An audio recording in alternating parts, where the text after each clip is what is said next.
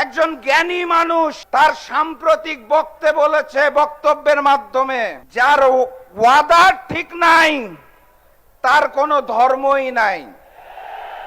জ্ঞানী মানুষটার নাম জানেন? মাননীয় প্রধানমন্ত্রী জনাব তারেক রহমান।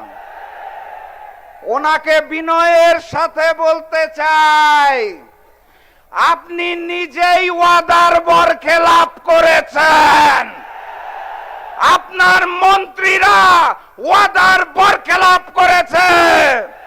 অতএব আপনার ভাষ্য মতে আপনি সহ আপনার মন্ত্রীদের কোনো ধর্ম নাই।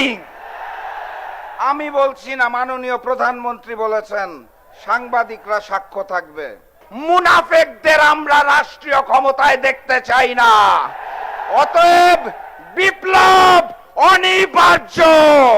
যারা ক্ষমতায় এসে মানুষের শরীরের অঙ্গ প্রত্যঙ্গে চাপ দিয়ে চাঁদা দাবি করে, তাদের কাছে দাবি করতে চাই না।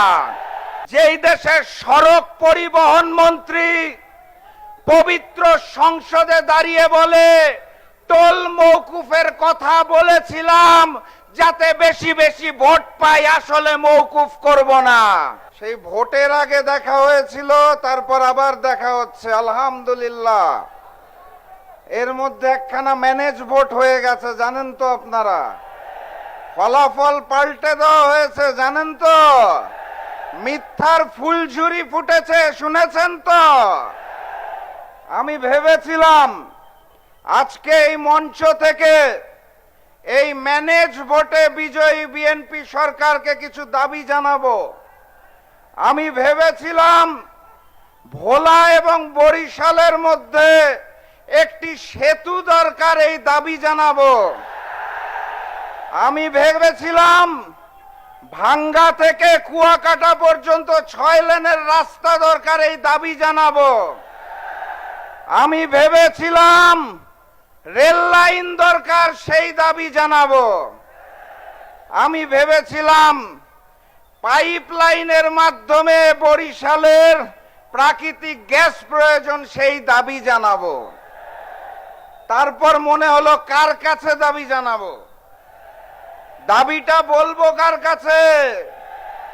যারা ক্ষমতায় এসে মানুষের শরীরের অঙ্গ প্রত্যঙ্গে চাপ দিয়ে চাঁদা দাবি করে, তাদের কাছে দাবি করতে চাই না। দাবি করব কার কাছে? মাননীয় প্রধানমন্ত্রীর কাছে, যিনি ক্ষমতায় আসার আগে গণভোটে হাকে জয়যুক্ত করতে বলে ক্ষমতায় এসে এখন আর গণভোট মানেন না।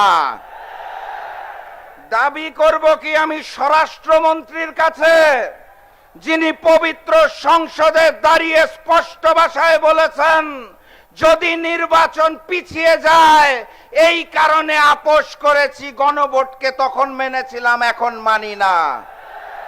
দাবি করব আমি কার কাছে? যেই দেশের সড়ক পরিবহন মন্ত্রী পবিত্র সংসদে দাঁড়িয়ে বলে, টোল মওকুফের কথা বলেছিলাম যাতে বেশি বেশি ভোট পাই, আসলে মওকুফ করব না। আমি দাবি করব কার কাছে? যেই সরকারের স্থানীয় সরকার মন্ত্রী বলে তারা নাকি কোনদিন সংবিধান সংস্কারের কথা উচ্চারণই করেন নাই, অথচ বিএনপির 31 দফার মধ্যে প্রথম দফাতেই বলা ছিল সংবিধান সংস্কার করার কথা। দাবি আমি কার কাছে জানাবো? যারা কথায় কথায় মিথ্যা কথা বলে, যারা জাতির সাথে মুনাফিকি করে, যারা জুলাইয়ের সাথে গাদ্দারি করে, যারা ভারতের সামনে মাথা নত করে, তাদের সাথে কোনো আপোষ হবে না। সংগ্রামী সাথী এবং বন্ধুগণ, একজন জ্ঞানী মানুষ তার সাম্প্রতিক বক্তব্যের মাধ্যমে যার ওয়াদা ঠিক নাই তার কোনো ধর্মই নাই। জ্ঞানী মানুষটার নাম জানেন? মাননীয় প্রধানমন্ত্রী জনাব তারেক রহমান। ওনাকে বিনয়ের সাথে বলতে চাই, আপনি নিজেই ওয়াদার বরখেলাপ করেছেন। আপনার মন্ত্রীরা ওয়াদার ঠিক নাই তার কোনো ধর্মই নাই। জ্ঞানী মানুষটার নাম জানেন? মাননীয় প্রধানমন্ত্রী জনাব তারেক রহমান। ওনাকে বিনয়ের সাথে বলতে চাই, আপনি নিজেই ওয়াদার বরখেলাপ করেছেন। মাননীয় প্রধানমন্ত্রী জনাব তারেক রহমান, ওনাকে বিনয়ের সাথে বলতে চাই, আপনি নিজেই ওয়াদার বরখেলাপ করেছেন। আপনার মন্ত্রীরা ওয়াদার বরখেলাপ করেছে। অতএব আপনার ভাষ্য মতে আপনি সহ আপনার মন্ত্রীদের কোনো ধর্ম নাই। আমি বলছি না, মাননীয় প্রধানমন্ত্রী বলেছেন, সাংবাদিকরা সাক্ষ্য থাকবে।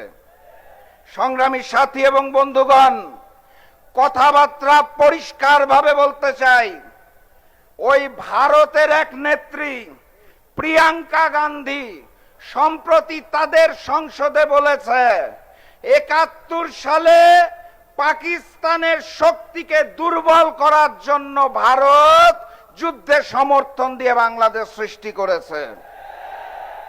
ভারত আমাদের সহযোগিতা করার জন্য পাশে ছিল না, বন্ধুত্বের জন্য পাশে ছিল না, পাকিস্তানকে দুর্বল করতে চেয়েছিল, বাংলাদেশকে শোষণ করতে চেয়েছিল, বাংলাদেশকে করদ রাজ্য বানাতে চেয়েছিল।